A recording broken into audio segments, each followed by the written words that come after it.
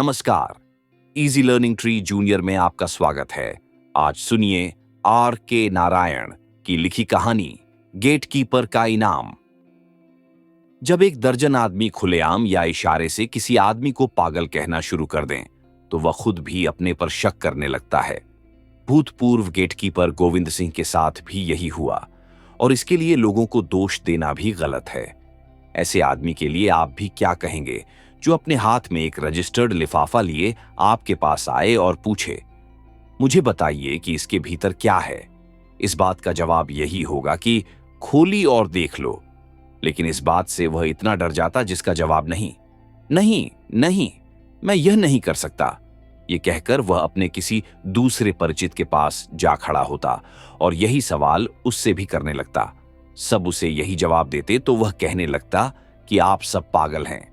फिर किसी ने उससे कहा कि अगर तुम इसे खोलना भी नहीं चाहते और जानना भी चाहते हो कि इसके भीतर क्या है तो एक्स-रे करवाने के लिए इसे किसी अस्पताल ले जाओ। यह सलाह उसे एक पूर्व कंपाउंडर ने दी जो दूसरी सड़क पर रहता था। यह क्या होता है? गोविंद सिंह ने पूछा। जब उसे एक्स-रे क्या होता है यह समझाया गया तो वह पूछने लगा, ऐसा अस्पताल कहां मिलेगा जिसमें एक्स-रे होता हो? ओके, लेकिन इस विषय में आगे बढ़ने से पहले हमें यह जानना पड़ेगा कि यह समस्या पैदा क्यों हुई। 1914 से 18 के पहले विश्व युद्ध के बाद जिसमें वह लड़ा था, उसे इंग्लेडिया दफ्तर में गेटकीपर की नौकरी के लिए सिफारिशी चिट्ठी दी गई। उसे यह काम बहुत अच्छा लगा। उसे एक खाकी ड्रेस पहनने को दी गई जिसके कंधे पर एक चमकदार पट्टी थी और हाथ में रखने के लिए एक छोटी सी छड़ी दी गई। छड़ी हाथ में पकड़कर वह गेट पर रखे एक स्टूल पर बैठ गया। मैनेजर की गाड़ी जब फाटक से घुसती तब सीधे खड़े होकर वह उसे मिलिट्री सैल्यूट मारता। दफ्तर में 100 के करीब कर्मचारी थे और जब वे भीतर आते या बाहर जाते तो वह उन पर नजर रखता। समय समाप्त होने पर जब जनरल मैनेजर सीढ़ियों से खटखट करता नीचे उतरता तो वह सीधा तनकर खड़ा हो जाता और उसके जाने के बाद सभी 100 कर्मचारी एक एक करके बाहर निकलना शुरू हो जाते। फिर वह दरवाजा बंद करता, स्टूल उठाकर भीतर रखता और उसी पर अपनी छड़ी भी तिरछी करके टिका देता। फिर बाहर निकलकर वह मुख्य फाटक का ताला लगाकर उसे भी सील कर देता। इस तरह उसने नौकरी के 25 साल गुजार दिए थे और फिर पेंशन दी जाने की प्रार्थना की थी। वह अभी रिटायर होने की बात न सोचता, लेकिन अब उसकी नजर कमजोर हो चली थी और कान भी ऊंचा सुनने लगे थे और मैनेजर जब सीढ़ियों से नीचे उतरते तो उसे सुनाई नहीं पड़ता था कि वे आ रहे हैं। 10 कदम दूरी पर आ रहे व्यक्ति को वह पहचान नहीं पाता था कि कौन आ रहा है। उसे कंपनी अध्यक्ष के सामने पेश किया गया जिसने कागजों से सिर उठाकर कहा, तुम्हारे काम से कंपनी बहुत संतुष्ट है, इसलिए उसने तुम्हें आजीवन 12 महीने की पेंशन देने का फैसला किया है। गोविंद सिंह ने एडियाम जमाकर सिर उठाकर सैल्यूट किया, फिर पीछे घूमकर प्रसन्न मन कमरे से बाहर निकल आया। यह दूसरी बार अध्यक्ष ने उससे बात की थी।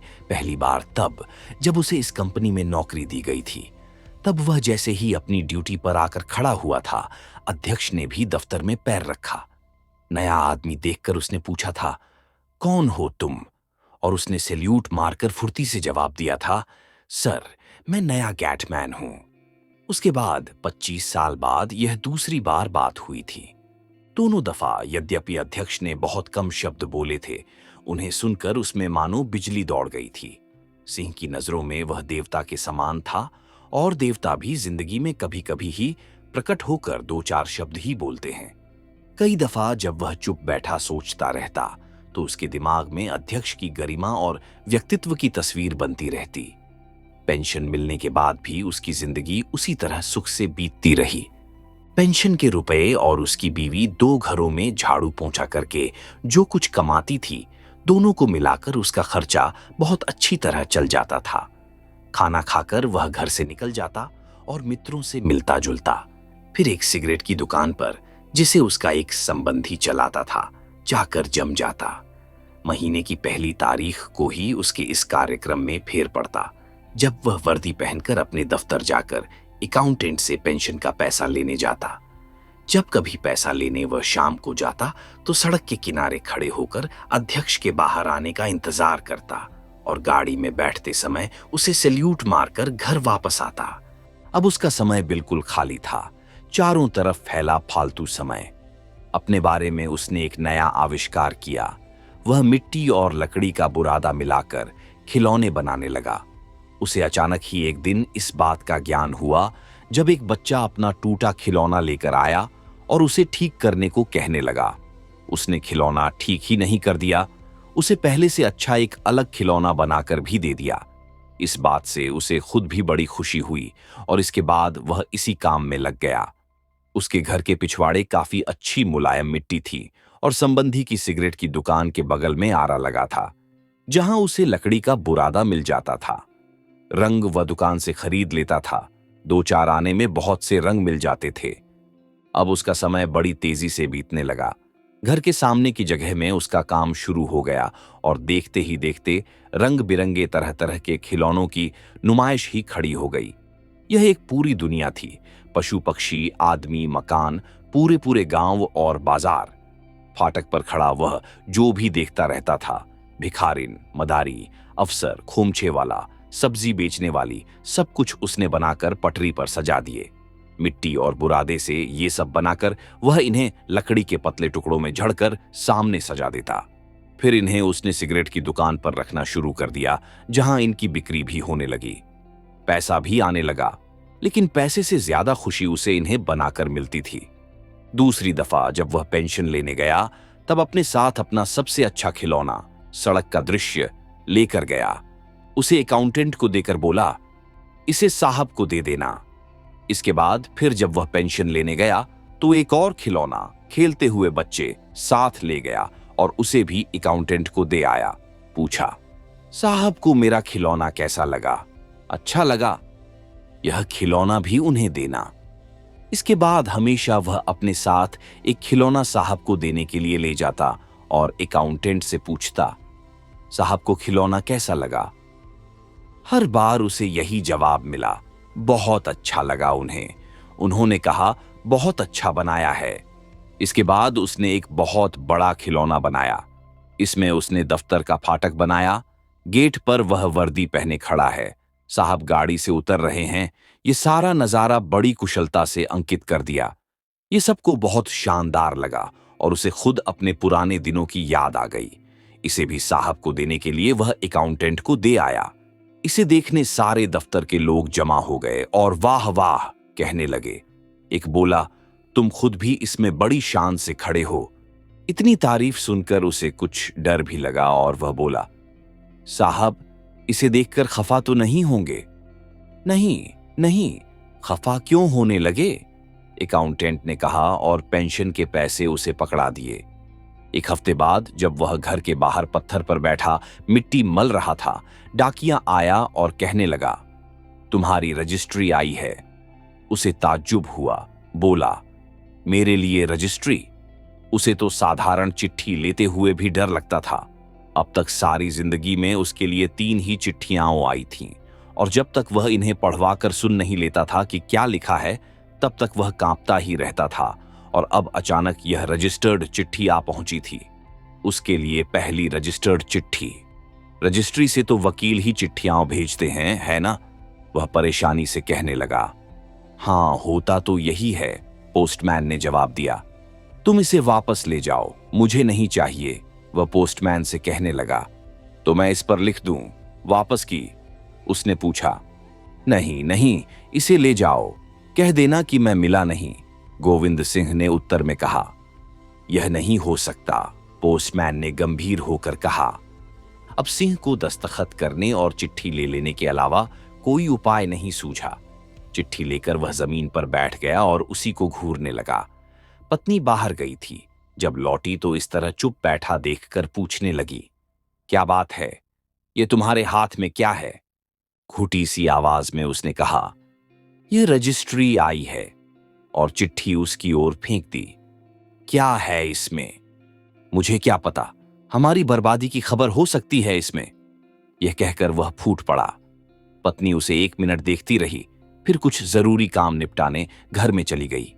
कुछ देर बाद वापस आई, तब भी उसका यही हाल देखकर कहने लगी, खोलकर क्यों नहीं देख लेते इसे, किसी से ले जाकर पढ़वा लो।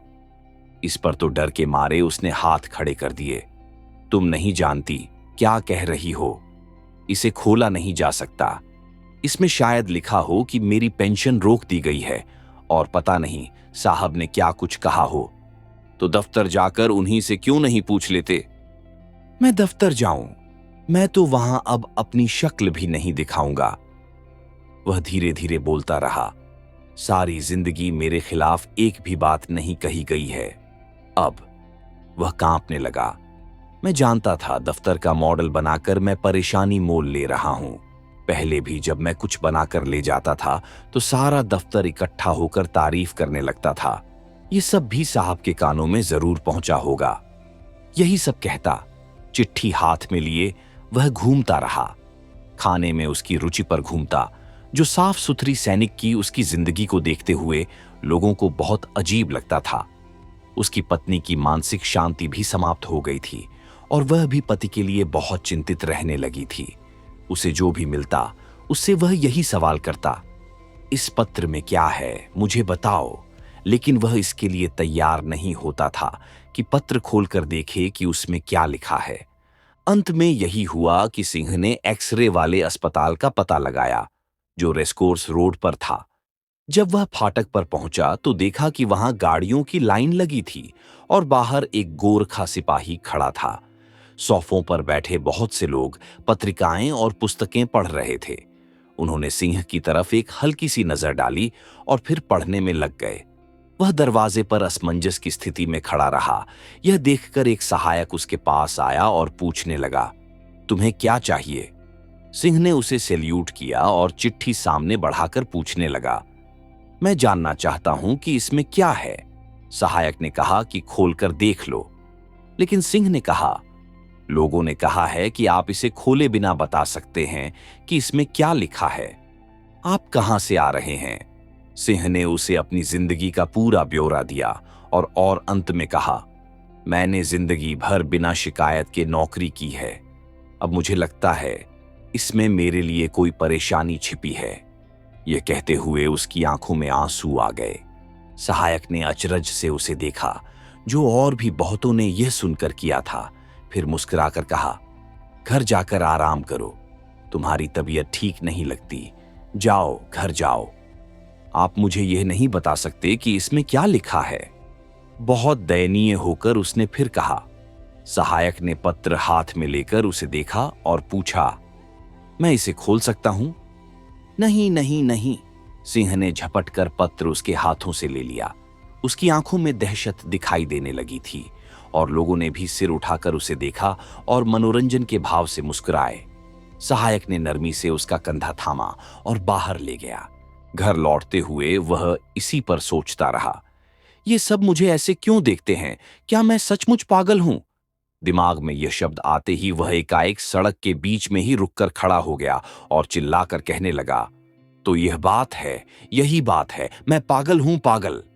उसने खुश होकर सिर हिलाया, जैसे पूरी सच्चाई उसकी समझ में आ गई है। अब वह जान गया है कि लोग उसे अजीब नजरों से क्यों देखते थे। वाह, अरे वाह, ये कहकर वह हंसने लगा। इससे उसे काफी चैन मिला। मैं पागल हो गया था और मुझे इसका पता ही नहीं था। वह पिछले दिनों के बारे में सोचने लगा। एक एक दिन की सभी घटनाएं जब से उसने खिलौने बनाना शुरू किया था उसकी आंखों के सामने से गुजरने लगीं। 25 साल की इज्जतदार नौकरी करने के बाद कौन भला आदमी खिलौने बनाना शुरू करेगा? अब जैसे उसके शरीर के जोड़ खुलने लगे और वह आराम से चलने लगा। उसे लगा कि वह उड़ भी सकता है। उसने दोनों हाथ ऊपर उठाए और सड़क पर दौड़ना शुरू किया। लोग उसे देखने के लिए रुक गए तो वह चिल्लाकर कहने लगा, मुझ पर मत हंसी, मैं तो पागल हूं। कौन जानता है तुम भी अगर मेरी तरह खिलौने बनाने लगोगे तो पागल हो जाओगे। यह कहकर वह भीड़ के बीच चिल्लाता हुआ दौड़ने लगा। तभी उसने देखा स्कूल से बहुत से बच्चे निकलकर चले आ रहे हैं। उसने सोचा, शोर का अभिनय करके इनका मनोरंजन करूं। वह जमीन पर हाथ पैरों के बल चलकर गुर्राता हुआ बच्चों की तरफ जाने लगा। जब वह घर पहुंचा उसकी हालत बुरी हो रही थी। पत्नी मसाला पीस रही थी। उसे देखकर बोली, यह क्या तमाशा है? उसके बालों में धूल भरी थी और सारा शरीर कीचड़ से सना था। वह ठट्ठे मारकर हंस रहा था, इसीलिए बोल भी नहीं पा रहा था। पता है क्या हुआ? क्या हुआ? मैं पागल हूं, पागल। अब मुझे पता चल गया। उसने कोने में रखी टोकरी उठाई और उसमें से मिट्टी लेकर एक टोप बनाया। फिर उसे सिर पर लगा लिया। नीचे जमीन पर नए बनाए खिलौने रखे थे। पिछली दफा दफ्तर जाने के बाद से उसने गांव का एक मॉडल बनाना शुरू किया था। इसमें एक सड़क भी थी, लाल टाइलों से बने मकान थे, नारियल के पेड़ों पर हरे फल लटक रहे थे। औरतें रंग बिरंगी साड़ियां पहने सिर पर पानी से भरे बर्तन लिए जा रही थीं। ये प्रेरणा उसके अपने बचपन के दिनों की यादों से, जो उसने गांव में बिताए थे, मिली थी। आज तक बनाए सब मॉडलों में इतना बड़ा और शानदार यह पहला प्रयत्न था। इस पर काम करते हुए वह अपार सुख का अनुभव करता रहा था। इसे मैं अपने ही पास रखूंगा। यह मेरे बचपन की यादगार है। इसे मैं किसी नुमाइश में रखूंगा। इसके लिए मुझे मेडल मिलेगा। वह खजाने की तरह इसकी रक्षा करता था। जब यह गीला था, वह अपनी पत्नी को इसके 10 गज दूर तक चलने भी नहीं देता था। कहता था, इससे दूर रहना। इस गांव तक तुम्हारे पैरों की धूल नहीं पहुंचनी चाहिए। अब पागल की तरह उसने इसे देखा, फिर पैर उठाकर उसे कुचलना शुरू कर दिया। बहुत जल्द सारा मॉडल रंगीन टुकड़ों के ढेर में बदल गया। मिट्टी अभी तक कुछ गीली थी। उसने देखा, सड़क पर एक गधा घूम रहा है। उसने सारा मलबा उठाया और गधे के सामने डाल दिया। अच्छा लगे तो इसे खा जाओ, ये बहुत अच्छा गांव है। इसके बाद वह फिर बाहर निकल गया। पागलों की तरह सड़कों पर टहलने लगा। फिर रुक गया, आराम से एक एक कदम उठाकर धीरे धीरे चला। गहरी सांस खींची। सिर पर टोप लगा था, जिसके भीतर से सफेद बाल निकले पड़ रहे थे, बांधे पीठ के पीछे। उंगलियों में वही चिट्ठी दबाए, सिर आसमान की तरफ उठाए। वह मार्केट रोड पर इस तरह आगे बढ़ने लगा मानो दुनिया का मालिक हो। उसके पागलपन ने उसे असीम स्वतंत्रता, शक्ति और उत्साह प्रदान कर दिया था। लोग उसे देखकर हंस रहे थे, मजाक कर रहे थे, परंतु उस पर किसी बात का कोई प्रभाव नहीं पड़ रहा था। चलते चलते उसकी नजर सामने खड़े खंभे पर लगे एक बल्ब पर पड़ी। उसे देखकर कह बोला, अरे, पपीते जितना बड़ा बल्ब। वह बहुत दिन से पत्थर मारकर इसे तोड़ने का विचार किया करता था, पर हिम्मत नहीं पड़ती थी। अब पागलपन की झोंक ने उसमें वह साहस और उत्साह पैदा कर दिया कि यह काम कर डाले। उसने जमीन से पत्थर उठाया और निशाना साधकर बल्ब की दिशा में फेंक दिया। बल्ब फूट गया और उसकी आवाज उसे संगीत की तरह लगी। एक सिपाही दौड़कर आया और उसका कंधा पकड़कर बोला, यह क्यों किया? उसने गुस्से में भरकर जवाब दिया, मुझे पपीते का शीशा तोड़ना अच्छा लगता है। सिपाही बोला, मेरे साथ पुलिस स्टेशन चलो। अरे हाँ, मैं जब मेसोपोटामिया में था, उन्होंने मुझे एक दफा आधे राशन पर रख दिया था। यह कहता हुआ वह पुलिस स्टेशन की ओर चल पड़ा। बीच में रुका, सिर एक तरफ मोड़ा और बोला, यह सड़क सीधी नहीं है। कई गाड़ियां और साइकिलें उसकी तरफ आ रही थीं। इन सब में उसे कमियां दिखाई दे रही थीं। उन्हें वह ये बातें बताना चाह रहा था। वह सड़क के बीचों बीच रुक गया, हाथ फैलाए और चिल्लाकर बोला, रुको, रुक जाओ। गाड़ियां रुक गई। साइकिलों पर सवार लोग नीचे उतर आए और उसने भाषण देना शुरू किया। मैं जब मेसोपोटामिया में था दोस्तों, मैं तुम्हें वह बातें बताऊंगा जो तुम्हें पता नहीं है। सिपाही ने उसे किनारे की तरफ खींचा और गाड़ियों को आगे बढ़ने का इशारा किया। एक साइकिल वाला उसे ध्यान से देखकर उसकी तरफ आया और बोला, अरे, ये तो सिंह है, वही अपना सिंह। अरे, तुम ये कैसे कपड़े पहने हो? तुम्हें क्या हुआ है भाई? पागलपन की रौ से धुंधली हुई नजर से भी वह इस व्यक्ति को पहचान गया। ये तो दफ्तर के अकाउंटेंट थे। उसने आदत के मुताबिक सीधे खड़े होकर अकाउंटेंट को सैल्यूट किया और बोला, माफ कीजिएगा सर, मैं आपको नहीं रोकना चाहता, आप जा सकते हैं। यह कहकर उसने सड़क पर आगे इशारा किया और अकाउंटेंट को उसके हाथ में वही पत्र दिखाई दे गया। उसने लिफाफा पहचान लिया, हालांकि यह तुड़ मुड़ गया था और मिट्टी से भी सन गया था। सिंह, तुम्हें यह खत मिल गया? मिल गया सर, लेकिन आप चलिए, इस बारे में कोई बात नहीं करनी है। क्या बात है। यह कहते हुए उसने लिफाफा छीन लिया और बोला, तुमने इसे खोला क्यों नहीं है? यह कहकर उसने लिफाफा खोल लिया और पत्र निकालकर जोर से पढ़ने लगा। जनरल मैनेजर को आपके भेजे मॉडल बहुत कथात्मक लगे हैं और इनके लिए वे आपको 100 रुपए के इनाम की घोषणा करते हैं। वे आशा करते हैं कि इससे आपको यह काम करने का प्रोत्साहन मिलेगा और इस कला में आप और ज्यादा प्रगति करते रहेंगे। पत्र अंग्रेजी में था, इसलिए उसका पूरा अनुवाद करके भी उसे सुनाया गया और पत्र के साथ 100 रुपए का जो चेक नत्थी था वह निकालकर उसे पकड़ा दिया गया। ये तमाशा देखने बड़ी भीड़ इकट्ठी हो गई थी। सिंह ने पत्र अपनी आंखों से लगाया, सिर पर हाथ मारा और जोर से बोला, सर, आप बताइए, मैं पागल हूं या नहीं? तुम बिल्कुल ठीक लग रहे हो। तुम पागल बिल्कुल नहीं हो, अकाउंटेंट ने कहा। सिंह ये सुनकर उसके पैरों पर गिर पड़ा और आंखों में आंसू भरकर बोला, सर, आप देवता हैं जो मुझे पागल नहीं कह रहे। ये सुनकर मैं बहुत खुश हूं। अगतगो और घिर आए और पूछने लगे, अब क्या बना रहे हो कलाकार? कुछ नहीं सर, अब मैं कुछ नहीं बनाता। ये भले आदमी का काम नहीं है। ये कहकर उसने पैसे लिए और तेज कदमों से बाहर निकल आया। आप सुन रहे थे R.K. नारायण की लिखी कहानी गेटकीपर का इनाम।